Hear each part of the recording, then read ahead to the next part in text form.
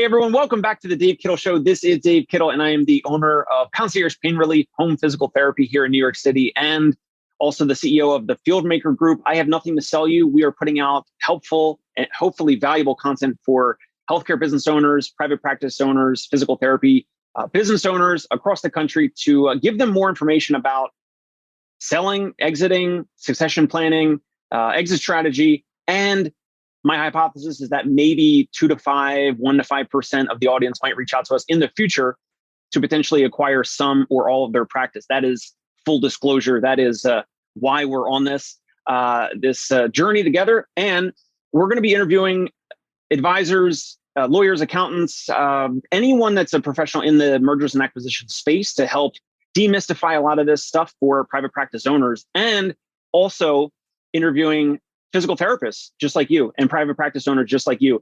And today we have on one of my longtime colleagues. He's a physical therapist. He's a private practice owner, Tony Maritato. He owns Total Therapy Solutions and he can correct me if I get any of this wrong, but I believe 2 locations in Ohio. Previously he had 1 location in Florida that he sold, kind of like an internal sale to his team and physical therapists that were his employees there. That's the main part of what we're going to start with talking.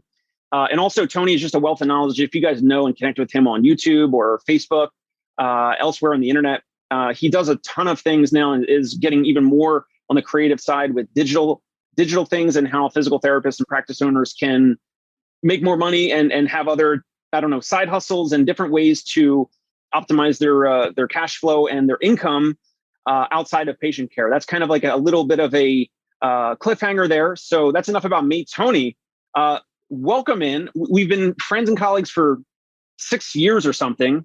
You recently told me that your first podcast interview ever was with Rob Vining and I on PT Tech Talk. Now you're doing a ton of things on social media. Now you're back on my current new podcast here, the Dave Kittle Show. So it's like things are like full circle. Tony, what's going on? Welcome in and tell the audience a little bit about yourself. Sure, Dave. Thanks so much for having me. I love the Alex Hormozi reference with "I have nothing to sell you." So guys, if you don't know me, my name's Tony Maritato. I'm on Facebook under Anthony Maritato. But quick synopsis. So I am a licensed physical therapist and private practice owner. My wife is a physical therapist. We started the practice back in 2001. We started with 1 location, 800 square feet, Siesta Key, Sarasota, Florida. And we started just like most probably of your listeners. We were like, she was working for a hospital. I was not a physical therapist at the time. I was a strength coach. And we were like, we could do a better job. We could see fewer patients, make more money, but ultimately deliver a better patient care experience than what we could do working for the hospital. So I signed a lease. I bought some equipment and we got started. And then from there, we opened a 2nd location. We opened the 3rd location. She convinced me to go back and get my master's degree in PT. So between 2003 and 2005, I would commute down to Miami, Florida, which is about 3 hours away from Sarasota. I'd do my classes. I'd commute back. We had 3 locations going. And then in 2006, we got married. We kind of knew that's the direction we were going. And we knew we were going to have kids and a family. And we said, hey, we're killing ourselves. We've got tons of money in the bank account, but no time available to spend with each other. So we really buckled down and said, we're going to turn this into a real business. We can't treat every patient. We can't do everything. We can't sweep the floors and clean the toilets while we're doing joint mobs 5 minutes later. So we moved to Ohio. We got married 2006. We opened 2 more clinics. So at our largest, we were at 5 clinic locations across 2 states. We brought our billing in-house. We brought our marketing in-house. We really decided, this is the business. And our goal from the beginning was we wanted time freedom. So every day we ask ourselves, is this moving us toward our goal? And a lot of us will get into business and we're like, we're losing time. We're not gaining time. And so, we did the training and the consulting and we paid experts and we learned how to run a business and create an organizational chart and all that stuff. And so we achieved kind of our goal mostly. Like by 2008, obviously the markets were crazy and all this stuff was going on. We had our first son. My wife stepped out of patient care and she's never gone back. We have 4 beautiful boys. And our goal was, hey, like they're only going to be young for a little while. I want to be home in the morning before they go to school. I want to be home in the afternoon when they get off. I want to coach. I want to be on the baseball field and volleyball and basketball and all that stuff. And that's what we do. So our priority is not growth in the traditional sense. Our priority is time freedom. I think there's a huge opportunity for clinicians who want to grow, but right around 2000, I don't even remember, we started consolidating our Florida clinics. We closed two of them. A husband and wife couple that was working for me down there, they took over one of the clinics that we closed. Another clinic we just closed outright. The third clinic, the team that had been working with us since the beginning, they came together, they bought that. We'll talk about the logistics of that.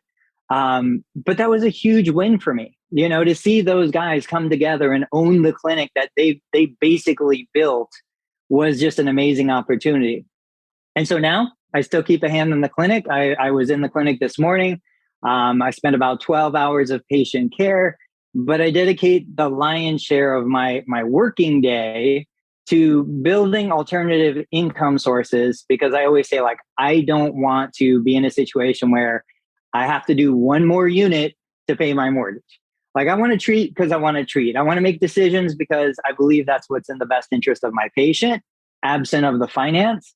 I want to run a business so that I don't have to worry about money and what's going to pay the next bill, and obviously with situations the way they are. I mean, I think we saw over the last couple of years, like, we need some redundancies in the system. So when this revenue source disappears, we've got this revenue source that's ready to go. And we've had challenges since 2001, where all of a sudden one clinic gets wiped out. Well, I got two other clinics to make my money. This goes away. Well, I've got this other, resource to fall back on. And every single time, because of those systems, we've been able to maintain and continue to grow profitability. That's the main thing. Got it. And then before we go more into the Florida clinic that you sold, I don't think we talked much before over the years about the two locations that you guys closed down. Was that because of maybe you didn't have the best therapist or clinic director there? Was it a change in referral sources? Was it something, with the office or the location or? Yeah. So we left Florida 2006. I want to say it was like 2011.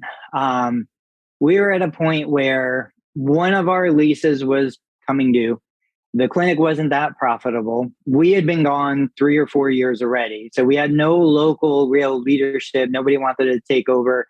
I don't know if you remember, but like that was a time again where therapists were scarce. They were hard to come by. Finding a therapist that fit the culture, that was affordable, it wasn't really easy to do. So we're like, you know what? We're not making that much money from the clinic anyway. Let's just shut it down. So we just shut one of them down. The other one, husband and wife couple, have been running the clinic for us for a couple of years. They were amazing. They were really, really great, but we couldn't come to figure out, and this is the growing pains of a young business owner. It's like, how do we sell this? We were in a situation where the most value is in our contracts. We had a Blue Cross contract. In Florida, Blue Cross has been closed for 20, 30 years, but we had gotten that contract. But it was connected to our tax ID, and we weren't selling all of our locations. We just wanted to sell one, but we couldn't guarantee that contract would transfer. And so there were all these logistical issues that we were like, I don't know. I just don't know how to make this work. I don't know how to come to an agreement. I don't know what it's going to be worth. Now, it was a situation where we just said, all right, we're just going to close. We closed. A week later, they opened up like 3 storefronts down. I'm happy for them. Would I have liked to sell that clinic to them? 100%, but they weren't in a position to buy. We weren't able to make the deal. So that's the way it went. But then in the third situation, that's where, and I think this is where you see somebody who's got experience in business versus somebody who's an amazing therapist, but they don't really understand business. We didn't understand business, So I think they probably spent more money opening the clinic a week later We lost money because we didn't get to sell, and then we had to move all that equipment out of there. So it was a lose-lose. Whereas I think when we did the sale on the last clinic, it was a win-win. And they've more than 10 times their revenue in 3 years after buying the clinic from us. So you can really see how that situation just blew up and accelerated for them. Whereas the guys that was the third location and a third group of therapists, right? Right. Totally different team, totally different location, within the same city limits. But yeah, it's just when you have the right formula. I mean, I always say like Rubik's Cube. I remember as a kid, I spent 3 years trying to figure out a Rubik's Cube and could never figure it out. A year ago, I was like, I'm going to check out YouTube. Boom, 5 minutes on YouTube. I could do a Rubik's Cube in no time, and I could do it repeatedly. It's so simple once you understand the formula, but we didn't understand the formula back then. We stumbled upon it later, but yeah. So what was the timeline between the first location closing and then the second location, and then the timeline between the second location and then your sale to that third group of therapists that then continued that location? I think the one we closed, the two we closed, basically those were done. I think one of them would have been 2010. One of them would have been 2011 or 12. But then we kept the one location in Osprey, Florida, like South Sarasota. I think it was 2017, 2018 that we actually sold that one. So there was about 5 years where, the local team had just continued to grow, continue to expand the way it is. But, we were absentee owners. I mean, that's the reality. I talk about the rich dad, poor dad cash flow quadrant. And I say, right now, I'm at the bottom because I was treating patients this morning. So I was the employee. But I'm also self-employed in the sense that I've got businesses where I'm the owner and the employee. But then I was a business owner because on my other, we have 2 clinics here in Ohio, I never go to one location. It just runs on its own. I'm the business owner for that location. And then when we still had the Florida clinic, I was the investor because I hadn't been down there for 10 years. I hadn't hired anyone. I hadn't fired anyone. The team was doing all of it. I was just getting the profit that was left over after expenses on a monthly basis. And, if they needed somebody to sign a lease or something, I would do that. But really, I was a complete hands-off investor. That being said, the clinic didn't grow. It didn't drop, but it kind of stayed where it was until we sold it to the team. And once they took ownership, then it was off to the races. Did they approach you first or did you approach them? It was an interesting situation. So one of the original guys that had been with me, he was actually my clinical CI. I owned the clinic. I was a student. He was my clinical CI. Wow. I hired him. He came on board. He was a great therapist. And we were paying him, 6 figures back in that day. It was a good income. He wanted to buy the clinic. We could never come to an agreement. I couldn't figure out how to make that deal happen. And so he left. He opened his own clinic. Ironically, he opened his own clinic literally half a mile down the road. But that's okay. He's doing great. He's still there. I'm happy for him. So the rest of the team stayed with us. They continued to work. They continued to kind of regrow what we had lost and then came back. And then together we said, hey, you guys, I knew that what was going to happen was they were going to go do something else because they had other opportunities sitting in front of them. My clinic wasn't growing and they had opportunities for growth. So I was like, I could sit here. You guys could leave. I wish you the best if you do. And then I'm going to have to get all new staff and a whole new team and rebuild everything. And I haven't been down there for 10 years. Why don't I just sell you the practice?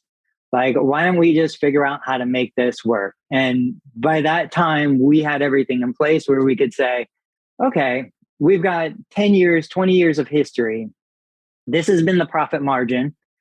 If we continued the way it is for the next couple of years, I could reasonably expect to get that profit why don't we just do a multiple of 3 times profit? And so we said, okay, 3 times profit, that's the sale price. With that, you get the physical location. Now, I've always focused on choosing the best physical location on a multitude of kind of criteria, because I know that if I have the best location, I have a competitive advantage no matter what. I could put a crummy there. Alex Hermosi talks about this, and he got it from Warren Buffett, that it's not about the guy in the boat, it's about the boat in the stream. Like, I can put an average clinician in an outstanding clinic and they will outperform. And so if I have the best possible location, I'm going to crush everybody around me. If you have good parking, if you have easy access, if you have great visibility, you could be an amazing clinician with 20 letters after your name. But if you're in the unit 3 rows back behind me with no parking, nobody's going to go see you, And so we always focused on convenience, location, the real basic stuff. And because of that, the guy who opened half a mile down the road, he just could never compete with us, because even that little bit of difference was enough that he didn't have the advantage. So we said, okay, you're going to get the location. So we sign over the lease. You're going to get the equipment, which the equipment is worthless. I mean, who cares? It's a bunch of metal. That's all it is. But you're going to get the insurance contracts. And so that's where, now this is what's interesting. And I think it's interesting with where you're going. I told him, and we're still great friends today. And I was like, you don't want my Medicare contract, because there's no barriers to entry with Medicare. Get your own Medicare contract. You don't want my baggage, my 20 years of history. If they come back and audit something that happened 3 years before the deal, you're on the hook for all of that. So don't take any contracts ever that you can get for yourself. The ones that you want are the ones you can't get into. And that was Blue Cross Blue Shield of Florida. The closed panel. Yeah. So those are the ones. We had a couple of them. And the reality is, we just had 20-year track record there. We were across the street from a hospital-owned clinic. So he had financial backing. He had an investor, a non-clinician investor, which is the best thing I think he could have done. And, they were basically buying the practice as a launching point for everything else, because they could grow. They had instant cash flow. I think we closed officially, we closed the deal March 31st. So April 1st, he opened under the same Total Therapy Solutions, but his was of Florida. He had his own tax ID. He got his own networks. He did everything. We transferred the ones that were closed to him. And we finished collecting our accounts receivable. He started new accounts receivable. But, you instantly start with a full caseload. Like, imagine a startup trying to do that, like a mobile therapist trying to go from 0 to 40, 50, 100 visits a week. Can't really do that. That's 6 months of time he just compressed into one day. Right. Did he or did that group have any other challenges with assigning any other contracts over from your original tax ID and entity to their new tax ID? No, we made sure beforehand that we were signing everything over, that we contacted the insurance companies with them. And we had as close to a guarantee from the insurance company as we could get to say that when we, move from this tax ID to that tax ID, the number is going to change. Nobody would guarantee it, but we did everything we could in due diligence to try and make sure that was a smooth transition. And as far as I know, everything went smoothly.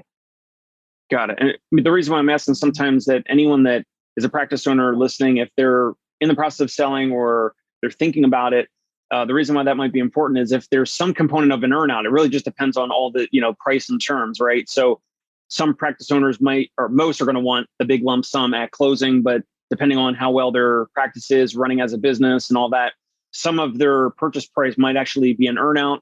And so the earnout in the future with monthly payments, paying that owner as part of the deal terms could kind of factor in, because that owner would want that new team and that new party to be successful, and that would include making sure that those contracts are assigned and that new owner can actually start evaluating and treating those patients under that new tax ID number, but through the all the common insurance payers that the practice is seeing there. So in regards to, so they kept the same location, they slightly changed the name. Were there any other than like what about the book of business with the patients? Like, did you communicate with the past patient list? Did you send out mailers or emails then? Or is it kind of just like most of the patients knew them anyway, so you didn't have to worry about that? That's the thing. The patients knew them. They had been working there mostly 10 years or longer. There was no major difference. I don't know your experience. I mean, I guarantee if I go into my clinic tomorrow and say, hey, what's the name of my business? They're like, what? I don't even know your name. I don't know your name, your business's name. The patients know faces. They know personalities. No, we didn't do anything. We did discharge every patient that was like active patient, and then they evaluated and readmitted every new patient that was there. Which really, I mean, aside from a handful of payers that they wouldn't pay for a new evaluation in a 60-day window, that was a nice bump to revenue. That was a nice little payday for them. But no, patients were happy, and there wasn't a blip on the radar in terms of what happened. Got it. So, and then you also mentioned the 3x multiplier on net profit. So there's a couple different ways that practice owners and buyers are speaking about, multiples, and it kind of, there's a sliding scale that we know of and that other owners are probably aware of. And if they're not aware of it, then hopefully we can provide more insight to it. But the more scale that a practice has, so either more therapists, the higher volume of total completed visits, whether per week, per month, whatever that number is.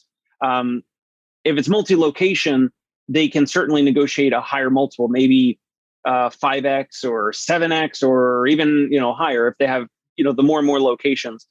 So at that point, that was around, what did you say, 2017? Yeah, the sale. Yeah. So you came up with a pretty common number, still pretty common for outpatient physical therapy. So 3 times net profit. Was that something that you had been advised on from lawyers, accountants, brokers, anything like that? Or was that something that you knew the industry standard? I knew the industry standard. I knew the numbers that we were looking at, but also like the reality is these guys were family, like they were part of the family. We had grown up together. We started the business together. 2 of the 3 of them were literally there on day one. So it was like, I didn't want to squeeze more profit out of it. But the reality is it wasn't a growing business. It had been stable for 10 years. There wasn't a lot of growth if I kept it. So from my perspective, nothing much was going to change. He had plans, which is awesome. He was a young therapist. He had worked for us before he was a therapist as a tech. He is a big baseball guy, did a lot through professional, like working with professional players and stuff. And so really, really interesting story, big spear fisherman down in Florida. But it was like, we knew we weren't going to get anything more, even if we kept it. We knew that it was a reasonable rate. We knew that it was affordable. We knew that we could get the deal closed. So we were like, you know what, we're good. Like, we've got other stuff. And that's where the saying, like, don't go grocery shopping when you're starving. Like, I wanted the money. The money was nice, but more important to me was transitioning that to people who were going to really take it and do something with it. So yeah, I didn't feel cheated. I feel like they got a great deal. I feel like we got a good deal. Both sides, I think, did well with that. And you you said you presented it as 3 times net profit. I went and he probably, did he already know the book? So it was like, he knew the number approximately, like, this number times 3, and then there was no pushback from that therapist, that owner, that the soon-to-be owner. Right. Because I said, look, here's the deal. This is what I would normally come to you with. This is what you would counter with. This is where we would meet. So let's just go there, And I said, this business better than anyone. You've been in it for years. I know the reality is, if we don't get this deal done, you're going to leave anyway. You have better options ahead of you. So I'm like, let's just make this work. It needs to be fair, needs to be reasonable. This is the number. And I've always shared our numbers with anyone on the team. So like just the other day, I went to my assistants, my PT assistants, and I was like, guys, here's the deal. This is what we're doing. This is the profitability. This is the cost of everything, because I want them to know, like, and they can see, I mean, we can all kind of see what money is coming in, but what I find is that if we don't show them the actual numbers, they kind of build up the revenue numbers, and then they underestimate the actual cost numbers. Yeah. Yeah. And I'm like, again, do you think I'd be driving a 2001 Toyota Highlander if I was making $3 million a year like you think I'm making? I don't have a Lambo hidden in the garage. So like, I've always been open with just about everything. I'm like, look, here's the reality. Yeah, we can push harder. We can get more visits in, but I don't want to do that. You don't want to do that. Let's make the money on other areas. And maybe we'll talk about that later. But my team always knows what's the cost, what's the revenue, where's the profitability coming in. If we need to get more profitability, where we can get it. And so we've been really fortunate. We've kept the team everywhere for a really long time. So, we don't have a lot of turnover with that, but he saw it and he was like, yeah, I think that's fair. That makes sense to me. And we just closed the deal. It was basically a handshake. And so whatever that number is that you guys agreed on, was that, did he have the ability to pay that to you 100% at the close? Was it an earnout, 100% earnout, or somewhere in between? So he had an investor that he already secured. And again, that's where I knew, like, he's on his way out. So he had an investor, he had a business partner, non-clinician, and their plan, I think I can disclose this, was to grow multiple clinics, and you've seen it and everybody knows that, like, all right, we're going to grow so many locations to this EBITDA, and then we're going to sell out to a private equity or something like that. And so this was giving him the chance to lay the seed, plant the seed, and use that as a launching. He could write a check for this without even blinking an eye. It was not a big deal for them. So yeah, we got a lump sum payment. And that was the other advantage. I was like, all right, well, I get this money now. I have to pay taxes on it, but I can use this money now as opposed to waiting 3 years to get this money. I'll just take the money now, And that was because he had an investor, you had maybe a little bit of leverage there. In some cases, if you didn't know that, then maybe you would have agreed to some percentage of an earnout. As owners that are looking to, potentially sell some or all of their practice, if they get a big lump sum, whatever the number is for other owners listening, maybe it's $1 million, maybe it's $2 million, whatever, maybe it's 500 grand, whatever the number is. If you're able to, if you want to talk about it, did you take that money and put it into real estate? You got taxed on it first. Did you put it into real estate? Right. Did you invest? Did you put it in stocks and marketable securities? Did it go in a conservative wealth plan? Or I don't know. We didn't talk about this in the pre-interview. So if you're open to talking about it, where did that money go? Well, I think as clinicians, we understand our patients. Patient comes in, they're high anxiety. We might not do the same things with that patient that we would do with another patient, right? So I understand my wife. I understand her background. I understand where she comes from. Very conservative. Like my family, they've all been entrepreneurs. My family, everybody's had a business. Everybody's been bankrupt and made money and lost money, and we've been all over the board. My wife comes from a very stable, like mom and dad, worked 40 years, got a pension, put it away. So when I get a lump sum payment like that, it has no material difference on my life. Like it doesn't change anything day to day. So I put it into something that makes her feel good, and I know you're going to have Will Butler on. I know you already interviewed him. He's my guy. He's the guy that I work with.